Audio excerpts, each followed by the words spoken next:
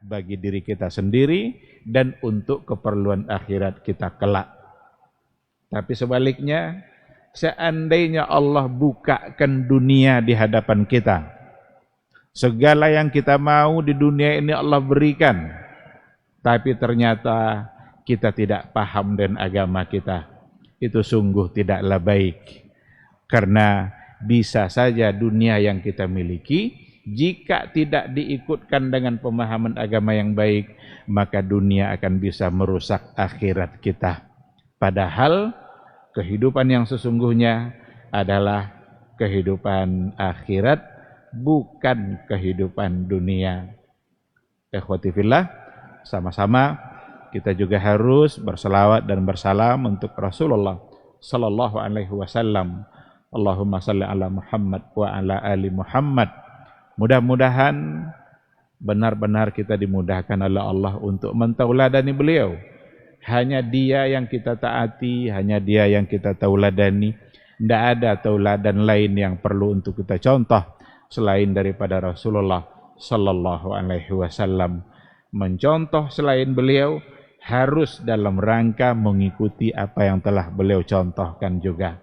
Mudah-mudahan nanti di hari mahsyar semua kita layak untuk mendapatkan syafaat dari beliau, bukan malah sebaliknya menjadi orang-orang yang terhalang untuk mendapatkan syafaat itu, sesuai dengan tema yang akan kita bahas insyaallah pada malam hari ini. Ikhwati fillah, ma'asyiral hadirin wal hadirat rahimani Allah wa iyyakum. Pada pertemuan yang sebelumnya kita baru memberikan penjelasan untuk satu poin orang yang terhalang untuk mendapatkan syafaat dari Rasulullah sallallahu alaihi wasallam di hari mahsyar. Baru satu. Yang satu itu adalah al-mutalabbisuna bisyirki. Mereka-mereka yang mencampuri keimanannya dengan kesyirikan. Jadi dia beriman tapi dicampuri. Kalau sudah ada campur-campurnya, berarti dia tidak akan aman di mahsyar. Dalam Al-Quran Allah katakan seperti itu. Alladzina amanu walladzina amanu wa lam yalbisu imanahum bizulmin. Orang-orang yang beriman wa lam yalbisu imanahum bizulmin, dan mereka tidak mencampuri keimanannya dengan zulmin. Zulmin di situ Rasul sendiri yang menafsirkan, itu namanya tafsirul ayat bil hadis. Nabi yang menafsirkan atau Nabi yang memberikan penjelasan melalui ayat juga. Karena di antara ayat yang lain ada yang mengatakan innasyirka la zulmun azim. Sesungguhnya syirik itu adalah kezaliman yang luar biasa. Maka Nabi sendiri mengatakan bahwa zulmin di situ bermakna syirkin. Orang-orang yang beriman dan dia tidak mencampuri keimanannya dengan kesyirikan dalam bentuk apapun, berarti khalis, murni, tidak ada campurnya sama sekali. Ulaika lahumul amnu wa hum muhtadun. Mereka itulah orang yang nanti akan aman, nyaman, tenang ketika dia menghadapi hisab di hadapan Allah Subhanahu wa ta'ala. Wa hum muhtadun, dan mereka itu adalah orang-orang yang mendapatkan petunjuk. Nah, oleh karena itu ikhwati fillah, jaga baik-baik keimanan kita, jangan sampai ada sedikit pun unsur-unsur kesyirikannya, apakah asyirkul akbar atau asyirkul asghar. Barangkali begitu mudah kita tidak terjebak kepada syirkul akbar seperti menyembah patung, tidak mungkin lah nyembah-nyembah patung juga lagi.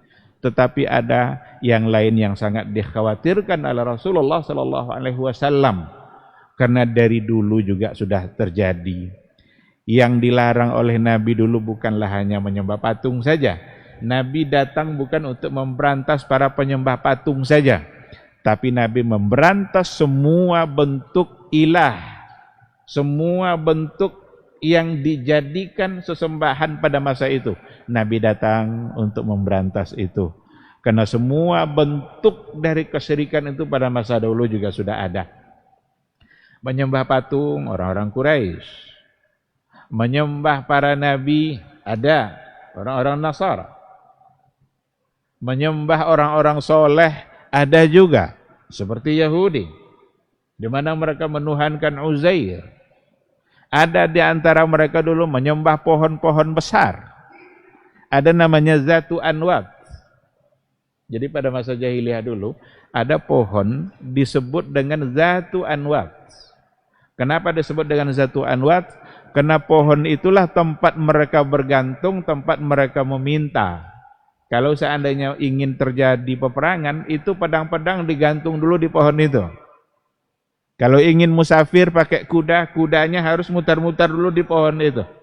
Sambil meminta, memohon kepada pohon itu sendiri. Itu semua bagian dari kesyirikan yang ternyata sampai hari ini itu juga ada dan bahkan ingin untuk didangkalkan persoalan syirik.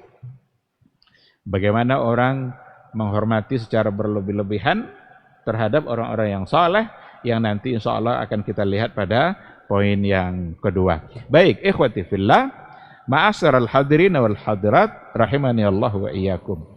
Yang kedua sekaligus yang ketiga, karena dalam satu hadis ada 2 poin. 2 itu adalah mereka yang terhalang untuk mendapatkan syafaat dari Nabi. Hadis yang bersumberkan dari Abu Umamah yang diriwayatkan oleh Imam At-Tabarani, Al-Imam Al-Haythami, Ibnu Hajar Al-Haythami mengatakan rijaluhu thiqat. Rijalnya thiqat, itu terpercaya. Dan hadis itu dihasankan oleh Syekh Albani. Apa bunyinya? Kata Rasulullah sallallahu alaihi wasallam, sinfani min ummati lan tanalahuma syafaati. Ada 2 golongan, ada 2 kelompok min ummati, dari umatku, di mana keduanya tidak mendapatkan syafaat saya. Berarti terhalang.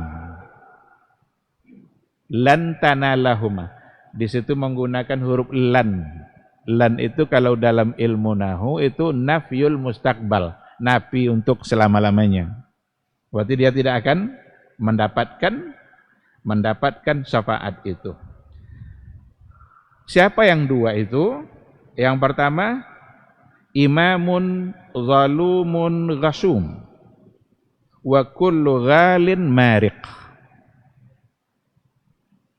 Yang pertama di antara yang 2 yang dikatakan Nabi itu, imamun zalum ghasum, para pemimpin yang zalim, para pemimpin yang menzalimi rakyatnya. Jadi kalau ada pemimpin umat Rasulullah sallallahu alaihi wasallam, ya tentu saja kita bicara umat Rasul atau orang yang beriman kepada beliau. Kalau orang-orang yang selain mereka, ya jangankan kafir, musyrik saja ketika dicampurkan imannya dengan kesyirikan, itu saja tidak pantas untuk mendapatkan syafaat, apalagi kafir. Maka ketika dikatakan imamun zalum ghasum, imam, pemimpin, di mana pemimpin itu tidak memberikan hak-hak rakyatnya, di mana pemimpin itu tidak memperhatikan apa yang seharusnya menjadi hak-hak bagi rakyatnya. Yang dia pikirkan hanyalah dirinya saja.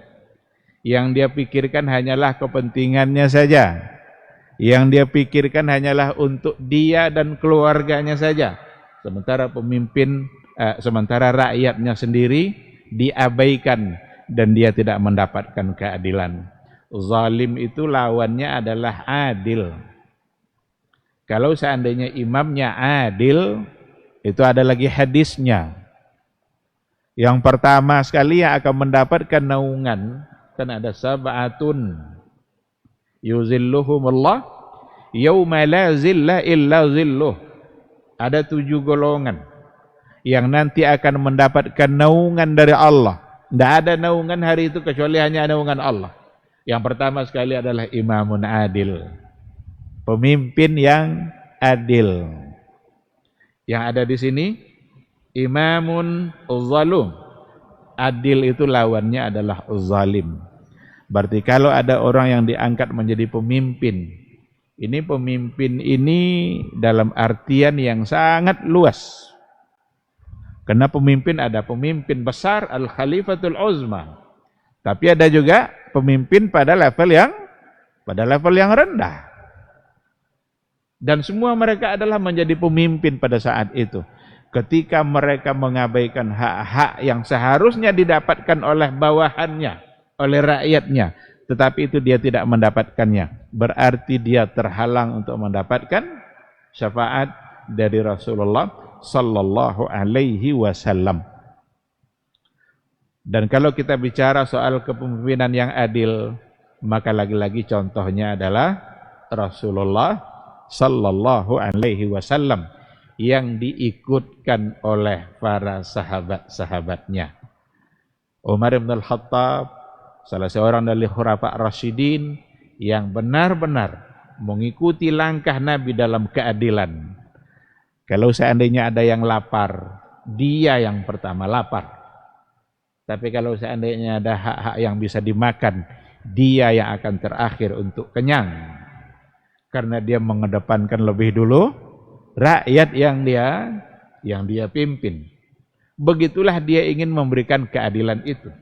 Kalau seandainya terjadi persoalan-persoalan yang harus diadili, terjadi sengketa-sengketa, bagaimana mereka sebagai seorang pemimpin memberikan dan memastikan mereka untuk mendapatkan keadilan itu.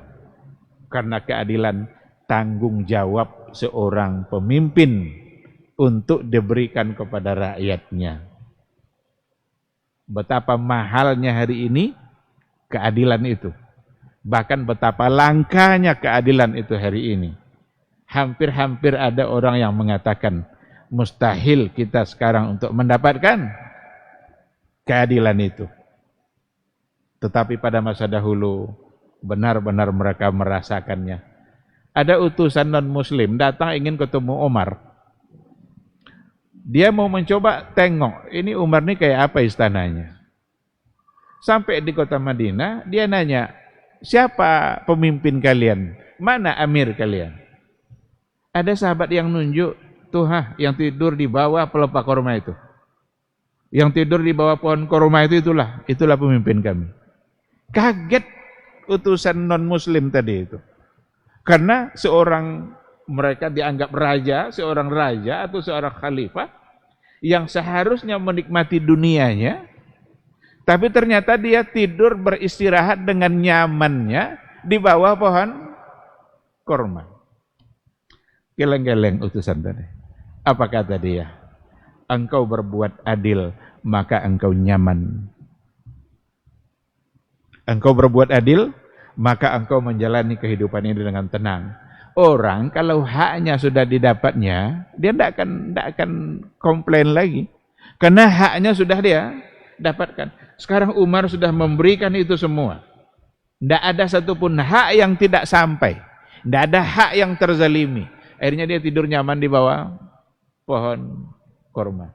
Tapi coba, kalau seandainya hak tidak didapatkan, berlapis-lapis penjaganya.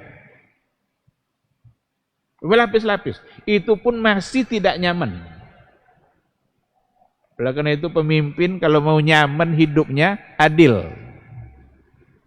Siapapun yang mau jadi pemimpin dan dalam level apa saja. Ini di Kampar nih siapa yang mau jadi pemimpin? Silahkan jadi pemimpin. Kalau mau aman, adil. Berikan hak rakyat kepada rakyat, sampaikan keadilan itu ke tangan rakyat.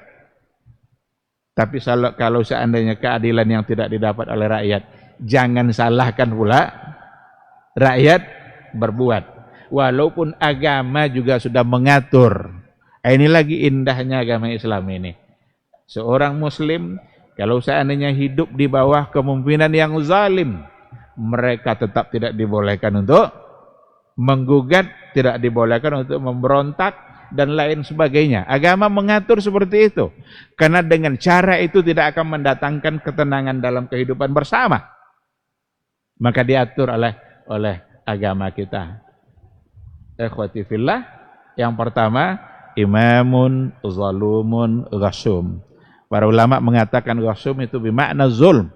Itu artinya lebih kurang sama. Seandainya mereka zalim, seandainya mereka tidak memberikan keadilan, tidak menjamin keadilan itu didapatkan oleh masyarakat, maka berarti dia tidak berhak untuk mendapatkan syafaat dari Rasulullah sallallahu alaihi wasallam. Terhalanglah dia untuk mendapatkan syafaat itu. Padahal hari mahsyar yaumun asir, hari yang sangat sulit. Alal kafirina ghairu yasir. Bagi orang-orang kafir itu sangatlah tidak mudah. Tapi bagi orang-orang beriman, mudah-mudahan mudah. Ketika dia memang mengerjakan apa yang telah diatur oleh nabinya. Di antaranya adalah sebagai seorang pemimpin, dia mesti menjadi pemimpin yang adil, bukan menjadi pemimpin yang zalim, yang mengambil hak rakyatnya. Umar bin Khattab, dunia akhirat tenang dia, tidur dia di bawah pohon korma. Walaupun pada akhirnya wafatnya adalah karena terbunuh. Umar itu wafatnya karena dibunuh oleh Abu Lu'lu' al-Majusi. Abu Lu'lu' al-Majusi, salah seorang dari Persia yang menyimpan dendam kepada Umar bin Khattab. Itu Abu Lu'lu' itu pahlawan bagi orang Syiah. Katanya, wallahu alam, ada patungnya di Iran sana. Abu Lu'lu' karena jasanya besar dalam membunuh Umar bin Khattab. Umar kan salah satu dari orang yang paling dibenci oleh orang Syiah. Karena dianggapnya mereka adalah perampas-perampas kekuasaan dari tangan Ali. Itu punya tema tersendiri yang tidak mungkin untuk kita bahas. Baik, yang kedua, wa kullu ghalin mariq. Wa kullu ghalin mariq. Ghalin itu isim fa'il dari, kalau perbuatannya ghulu, orangnya ghalin, artinya tajawuzul had, melampaui batas. Melampaui batas itu berarti dia disebut dengan orang yang ghulu dalam beragama, berlebih-lebihan. Seharusnya sampai di sini, tapi dia sampai ke sini. Berarti melampaui batas, berlebih-lebihan. Dan Nabi melarang untuk melakukan sikap berlebih-lebihan itu. Al-Qur'annya juga ada. Apa kata Allah Subhanahu wa taala? Ya ahlal kitab, la taghlu fi dinikum. Hai ahlul kitab, jangan kalian ghulu dalam beragama. Nabi supaya sahabat-sahabat dan umat secara keseluruhan tidak ghulu juga, Nabi kita juga mengatakan seperti itu. Apa kata Rasul?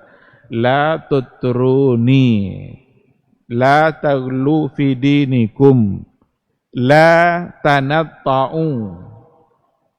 Itu semua bimaknan wahid. Itu artinya sama. La tanatta'u, jangan kalian tanattu'. La taghlu, jangan kalian ghulu. La tutruni kama atratin nasara, jangan kalian berlebih-lebihan terhadap saya sebagaimana berlebih-lebihannya orang-orang Nasara. Kenapa mereka dianggap ghulu?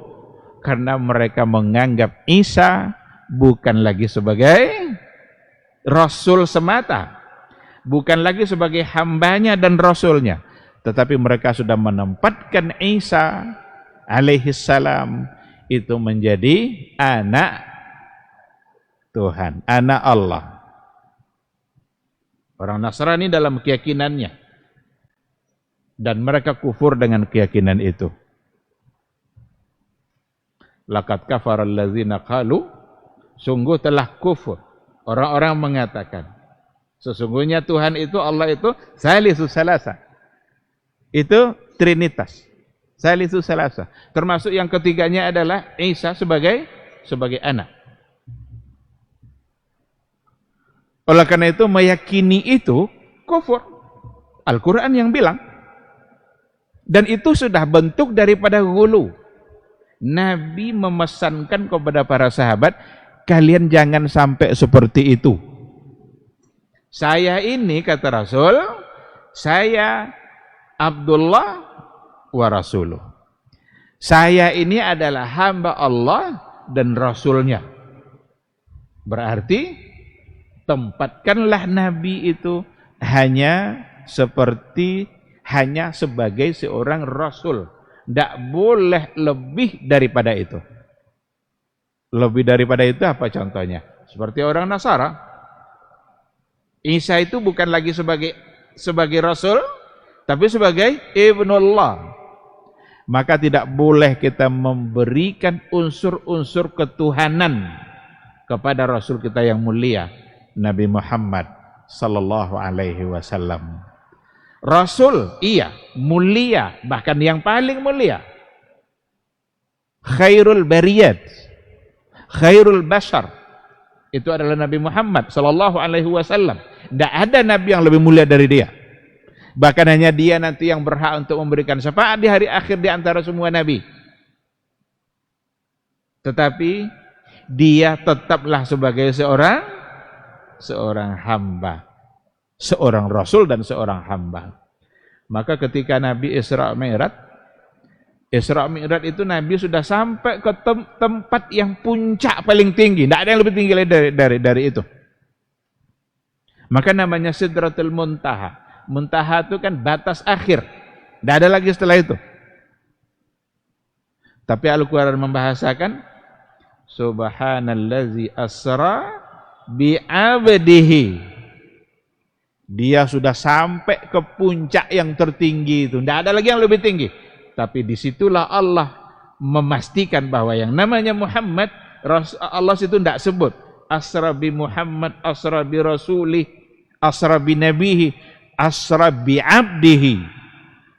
Karena dia tidak akan pernah keluar dari seorang hamba. Maka tidak boleh memberikan unsur-unsur ketuhanan itu kepada Rasulullah sallallahu alaihi wasallam. Apa contoh unsur-unsur ketuhanan?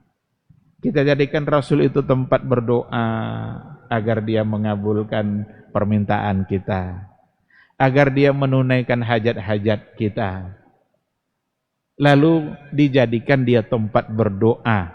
Kalau sudah itu yang dilakukan, maka itu merupakan satu kesalahan besar, dan itu sudah merupakan perbuatan ghulu. Dan orang-orang yang ghulu, dia tidak akan mendapatkan syafaat dari Rasulullah sallallahu alaihi wasallam. Dulu ketika dia masih hidup, tidak apa-apa, boleh.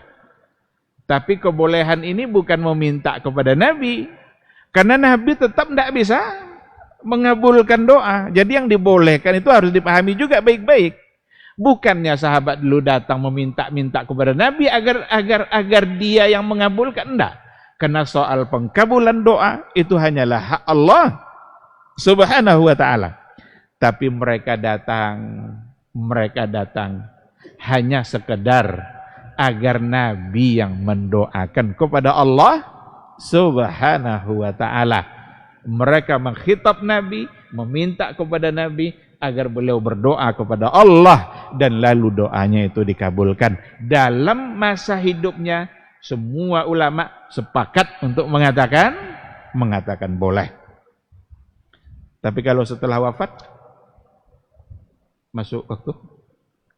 Baik, waktu sudah masuk, kita jawab dulu suara azan insyaallah.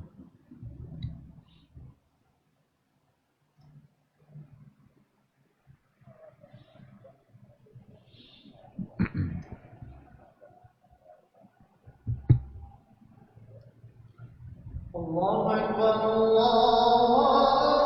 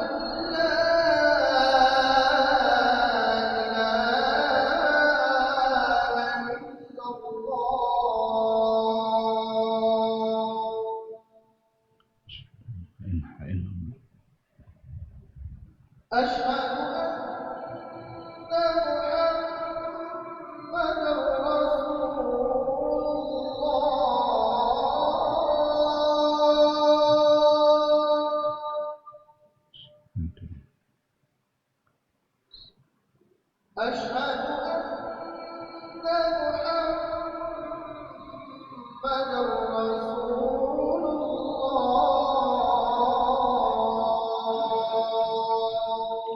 رسول الله حي على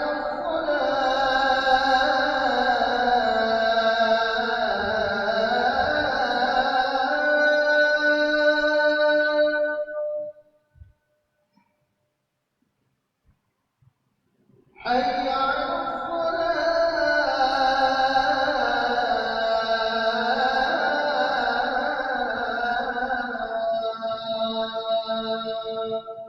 الصلاة حي على حي على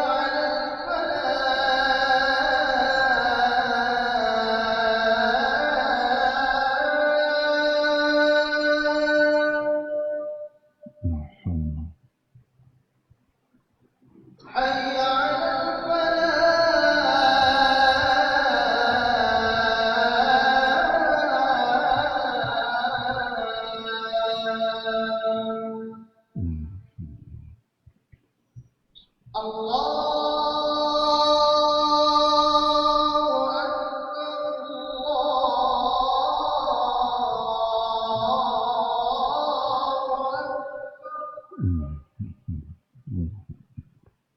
لا إله إلا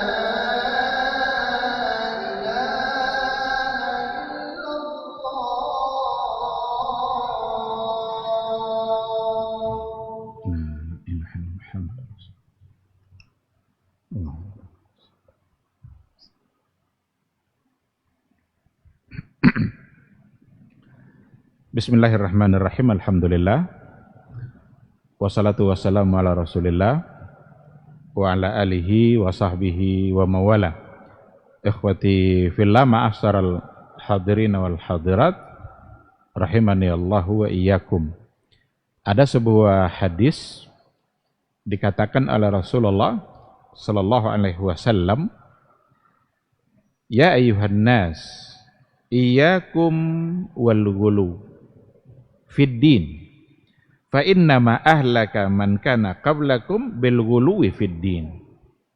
Wahai sekalian manusia, iyyakum wal ghulu fid din. Jangan kalian sekali-kali ghulu dalam beragama. Jangan berlebihan. Jangan melampaui batas. Mana yang digariskan oleh Nabi kita, beradalah di garis itu. Jangan lebih. Karena ketika berada di lebih garis yang lebih, itu bukan berarti kita menjadi lebih baik. Fa innama ahlaka man kana qablakum. Sesungguhnya orang-orang sebelum kalian, berarti umat-umat sebelum kalian, ahlak, binasa, rusak, hancur. Kenapa? Disebabkan oleh al-ghulu fid din. Disebabkan oleh mereka berlebih-lebihan dalam beragama. Ini sesuatu yang saya yakin semua kita sudah sering sekali mendengarkannya, tapi perlu diulang-ulang. Ketika dikatakan al-ghulu fid din, apa itu ad-din? Jangan ghulu dalam agama, jangan ghulu dalam beragama. Itu bisa al-ghulu fil aqidah, fil i'tiqad, ada nanti al-ghulu fil ibadat. Ghulu dalam persoalan ibadah. Nabi datangkan untuk menyampaikan persoalan ibadah itu. Ada garis yang sudah terang sekali. Nabi yang mengatakan, taraktukum 'alal mahajjatil bidha, lailuha kanahariha. Saya tinggalkan kalian di atas cahaya yang sangat terang. Sangat terang, tidak ada gelap-gelapnya lagi, tidak ada samar-samarnya. Lailuha kanahariha. Malamnya saja sama dengan siang. La yazigu anha illa halik. Tidak ada yang mencoba untuk melenceng dari garis tadi, illa halik, kecuali binasa. Bukankah Nabi tadi mengatakan innama halaka au ahlaka man kana qablakum? Sesungguhnya binasanya orang sebelum kalian. Yang tadi juga bilang, la yazighu anha illa halik. Tidak ada yang menyeleweng, menyimpang dari garis itu, kecuali dia binasa. Sangat terang sekali. Fil i'tiqad, fil ibadat, semua terang. Dulu ketika ingin melontar jumrah, Rasulullah Shallallahu Alaihi Wasallam melihat ada di antara sahabat yang mengambil batu besar-besar segini. Kerikil-kerikil itu tapi besarnya hampir-hampir segini. Apa kata Nabi? Kalian sekarang tidaklah sedang berperang menghadapi musuh. Batunya jangan segini. Sampai ukuran batu itu pun diajarkan oleh Nabi kita. Maka jangan besar, jangan pula terlalu kecil. Seolah-olah tidak pula yakin ini batu atau tidak. Tapi ketika dikatakan ar-ramyu bil jamarat, lontar jumrah, ternyata itu dengan batu yang sederhana. Jangan yang ukurannya besar, jangan pula yang terlalu kecil. Disinilah Nabi mengajarkan agar kita tidak gulu. Kalau dilemparkan batu sampai sebesar ini, berarti gulu. Dan Nabi mengatakan, kalian tidak sedang berperang dalam menghadapi musuh. Maka diucapkan oleh Nabi kata-kata yang tadi itu, jangan kalian gulu. Dan ada nanti al-gulu fil i'tiqad. Ada gulu dalam akidah. Melampaui batas dalam persoalan akidah. Inilah contoh yang tadi itu. Kenapa Nabi kita Shallallahu Alaihi Wasallam sangat mewanti-wanti agar para sahabat tidak gulu, karena gulu terhadap beliau itu bisa mendatangkan kesyirikan dalam berakidah. Makanya kalau kita sudah tidak mengembalikan pemahaman akidah kita kepada apa yang dipahami oleh generasi sahabat dulu, yakinlah kita akan terjebak kepada gulu. Maka masing-masing aliran-aliran kalam itu ada gulunya. Ada gulunya. Karena mereka memahami persoalan akidah itu dengan akalnya, tidak dengan mengedepankan apa yang ada dalam Al-Quran dan apa yang ada dalam hadis-hadis Nabi kita, Nabi Muhammad sallallahu alaihi wasallam. Tengok orang-orang Khawarij, gulu. Bagaimana gulunya mereka? Mereka menganggap bahwa pelaku dosa besar itu kufur, berarti keluar dari agama. Padahal kalau kita tengok keyakinannya para sahabat-sahabat pada masa dahulu, tidak ada di antara mereka yang meyakini itu. Karena dalam memahami hadis Nabi, tidak boleh hanya sekedar mengambil satu hadis lalu meninggalkan hadis-hadis yang lain. Jangan seperti itu. Kumpulkan semua hadis itu, maka nampak oleh kita titik terangnya, nampak titik temunya. Sementara orang Khawarij hanya mengambil satu sisi hadis saja, ancaman-ancaman berat bagi pelaku-pelaku dosa besar, di mana di situ dikatakan mereka akan bisa masuk neraka, dan mereka punya kesimpulan bahwa pelaku dosa besar berarti menjadi orang yang kafir.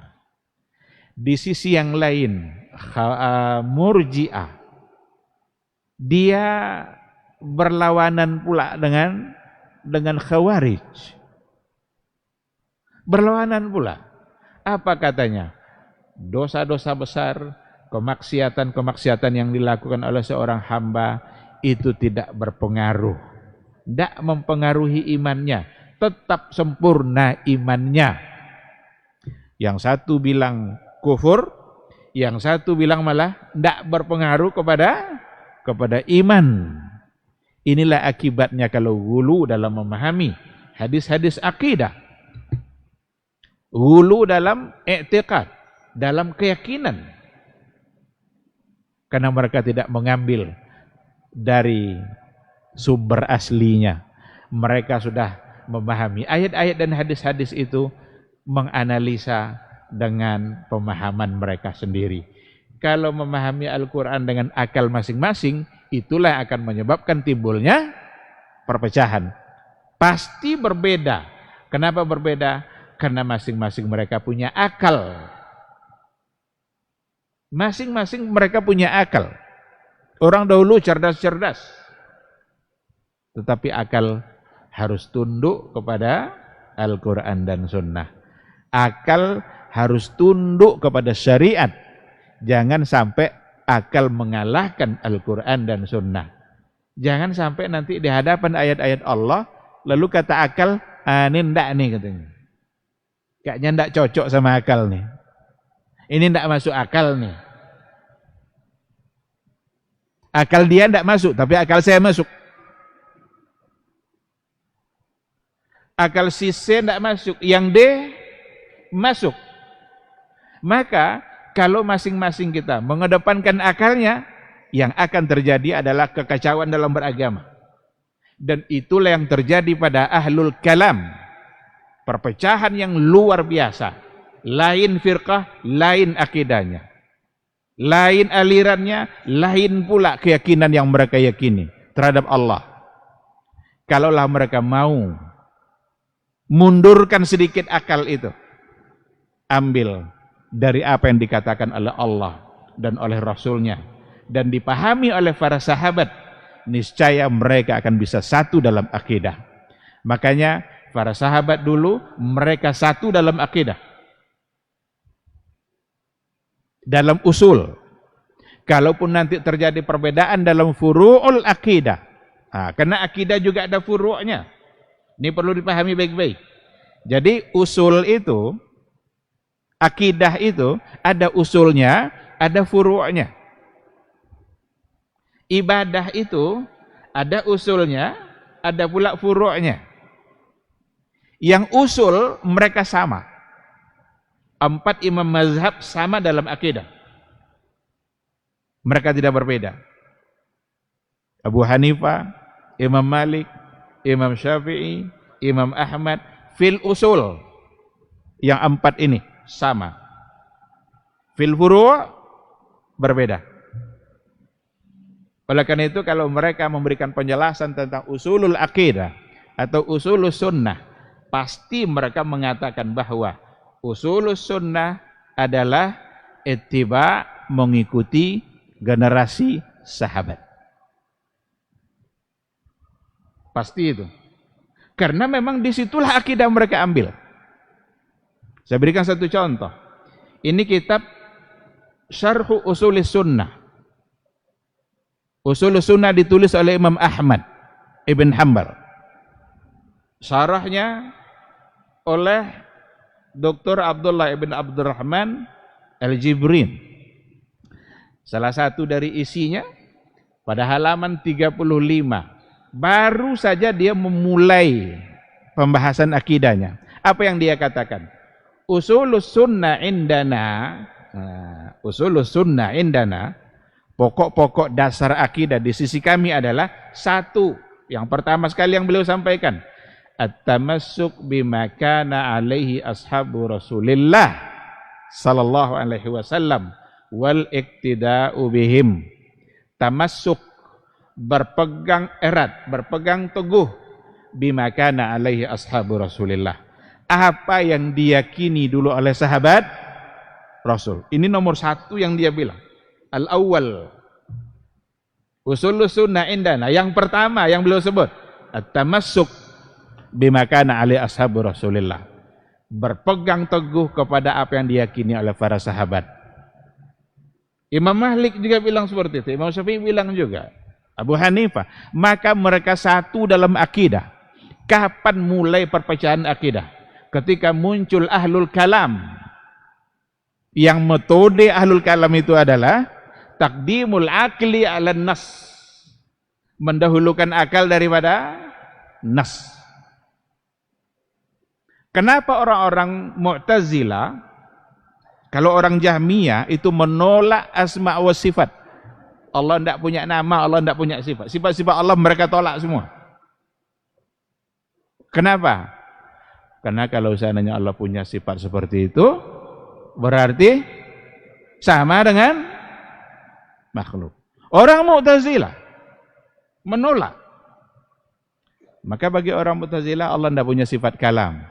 Karena kalau Allah punya sifat kalam, berarti ada bibirnya, ada giginya, ada lidahnya, ada darah yang mengalir di dalam. Itu yang terbayang oleh mereka. Maka mereka mengatakan tidak pantas untuk disifati dengan kalam. Sekarang pertanyaannya, kalau memang punya sifat kalam, apakah memang mesti seperti kita? Tidak. Karena laisa kamitslihi syai'. Tidak ada yang serupa sama Allah. Jangankan untuk memahami Allah, tidak mungkin kita paham akal kita. Karena Allah gaib dan akal tidak mampu memahami yang gaib. Memahami sesama makhluk saja kita tidak bisa. Apa contoh?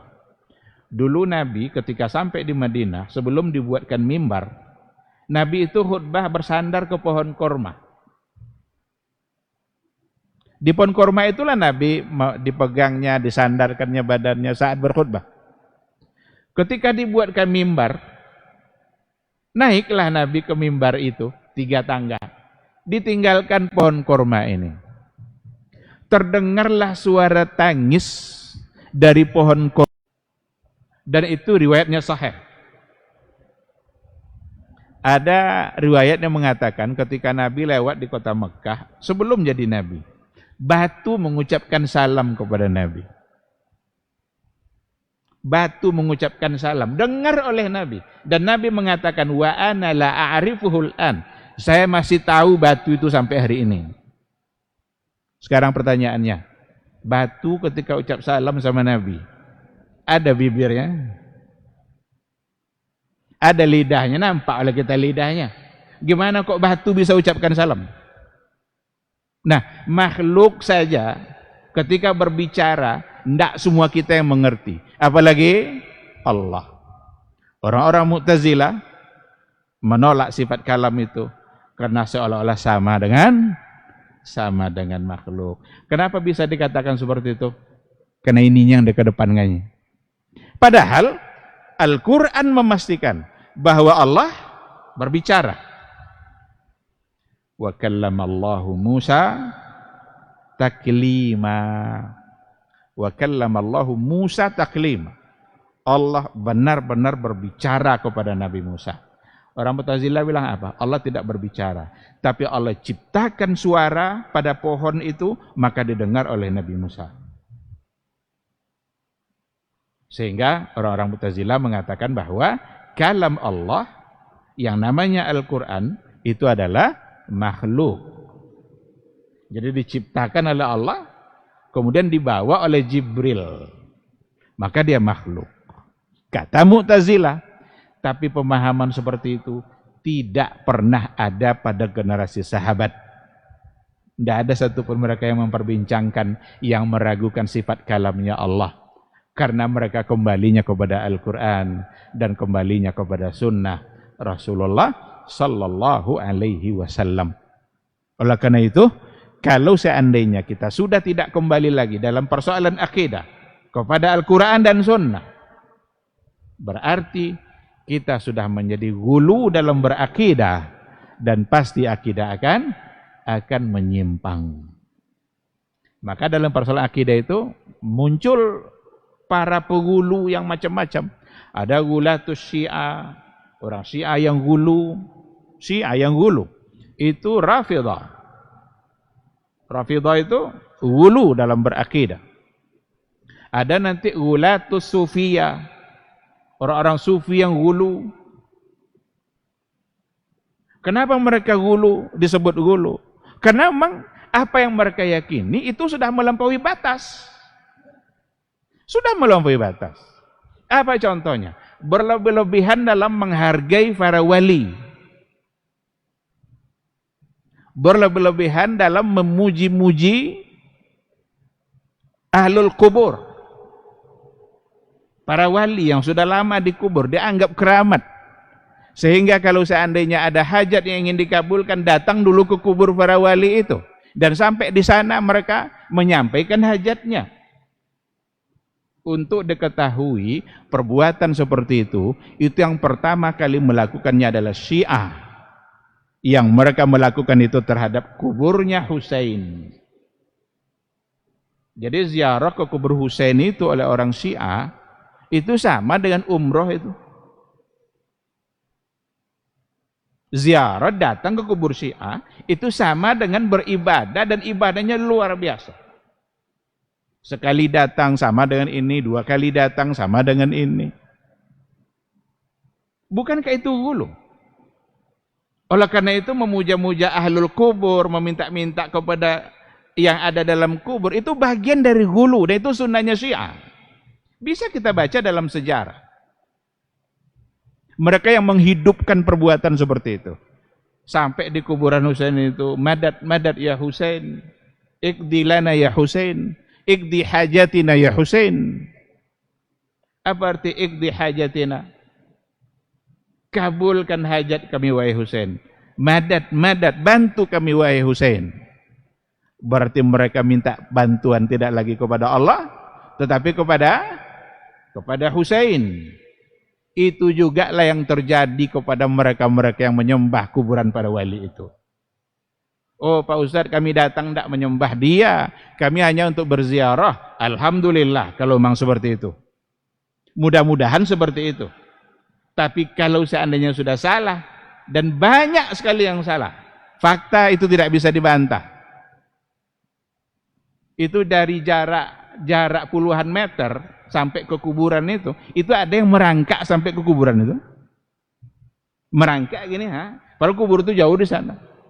Buat apa kalau bukan itu bentuk dari penghormatan yang secara berlebihan. Kepada manusia saja kita tidak boleh ruku-ruku, sujud-sujud, apalagi kepada yang sudah mati. Yang sudah mati, sudah selesai urusan dunianya. Tinggal dia mempertanggungjawabkan. Mereka semua butuh kepada doa orang yang masih hidup. Jadi yang sudah mati itu, mereka butuh kepada doa orang yang masih hidup. Sekarang terbalik. Orang yang masih hidup datang untuk minta didoakan oleh orang yang sudah mati. Inilah akibatnya. Syirik itu merusak kecerdasan akal kita. Tidak lurus lagi logika kita dibuatnya. Dia yang butuh doa kita. Tapi sekarang ada orang hidup yang merangkak-rangkak, menghormati, meminta-minta kepada dia yang ada dalam kuburan. Oh dia tidak mati Pak Ustadz. Ustadz aja yang tidak paham. Kalau dia tidak mati berarti istrinya tidak janda. Berarti hartanya tidak diwariskan. Anaknya tidak yatim. Kan itu jadinya. Karena ada yang menyampaikan seperti itu. Bahkan katanya Nabi pun tidak Nabi pun tidak wafat. Padahal Quran bilang Nabi sudah wafat. Abu Bakar bilang Nabi sudah wafat. Kan masuk dia kan? Dulu sudah kita ceritakan juga. Siapa yang menyembah Muhammad?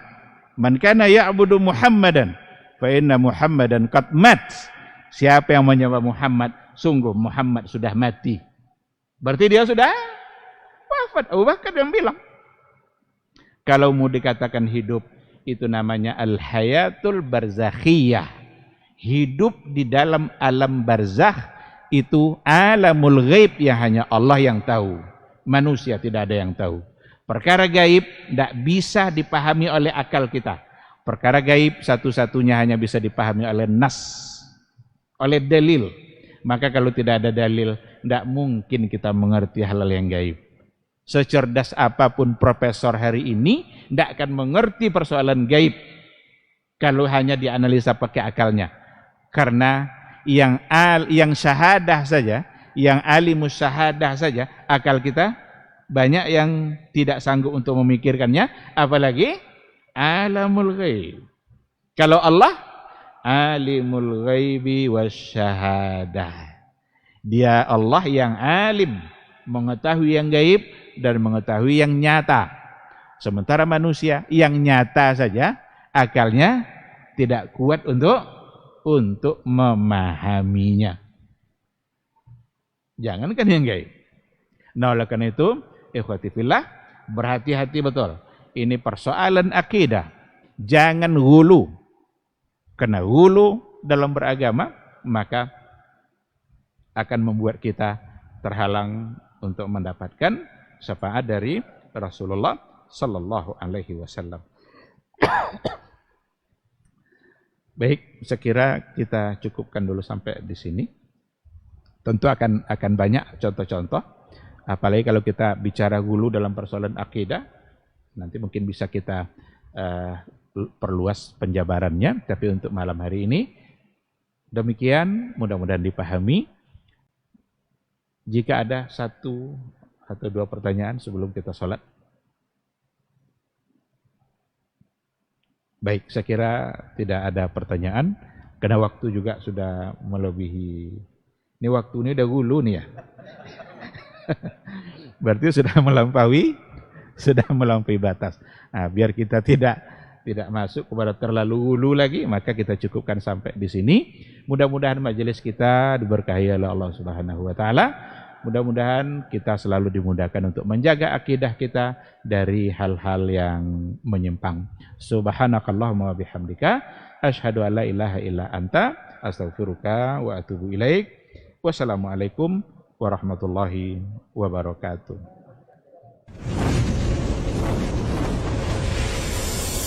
Baba TV Sunnah, belajar agama baru alim.